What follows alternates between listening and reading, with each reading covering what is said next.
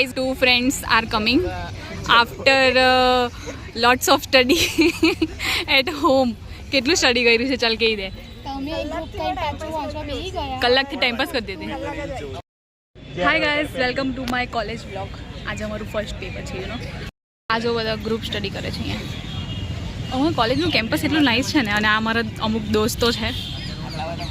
અમારા લોકોમાં group study જેવું કંઈ હોય નહીં, બધા સેલ્ફ સ્ટડી ઘરેથી સ્ટડી કરીને આવે, યુ નો. અમે લોકો નહીં કરીએ. અમુક લોકો એટલું કોલેજમાં બી, અમુક લોકો કોલેજમાં બી વાંચે, ઘરે બી વાંચે. તો ઘરે લોકો કરે હું, મને એ નહીં ખબર પડે. કોલેજમાં આવીને વાંચવું જ હોય તો ઘરે કરે હું. અમારા લોકોનું આ જીવનનું લાસ્ટ એક્ઝામ છે ને. જીવનનું નહીં યાર, તો જીવન કોલેજ જીવન, અમારું કોલેજ જીવનનું લાસ્ટ એક્ઝામિનેશન છે. જરાક નજીક લાવ ફોન. ગાઈસ, તમારા લોકોની કોલેજમાં એક્ઝામ ટાઈમમાં કેવું વાતાવરણ હોય જરાક કહેજો અમને લોકોને.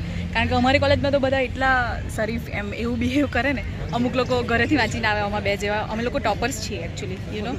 ખાલી કહી દઉં હું એટલે ટોપર નથી એમ. અમે ક્લાસમાં હા કેરા હમણાં એવા જોવા પડે યાર. અને અમારી કોલેજમાં ગાઈઝ અમુક લોકો છે ને ડિફરન્ટ પ્રકારના લોકો જોવા મળે અહીંયા એક્ઝામ ટાઈમમાં. અમુક લોકો એમ ટોટલી ગ્રુપ સ્ટડી કરતા હોય. અમુક લોકો અમારી પાછળના એરિયામાં બી જો તમને લોકોને દેખાય.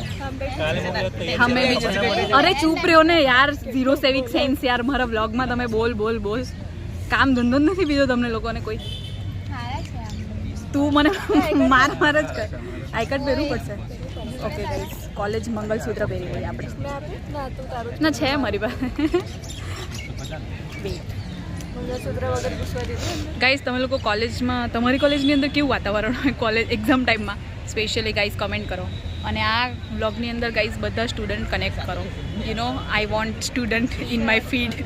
અગર તમે લોકો કમેન્ટ નહીં કર્યો ને તો ખાલી સ્ટુડન્ટ છો એવું લખી દો કમેન્ટની અંદર. Okay, bye. અને રીશેર કરજો મારો બ્લોગ.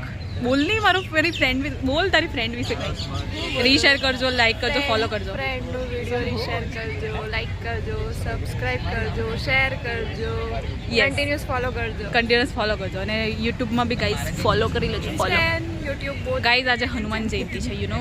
જય શ્રી રામ તમને લોકોને બધાને.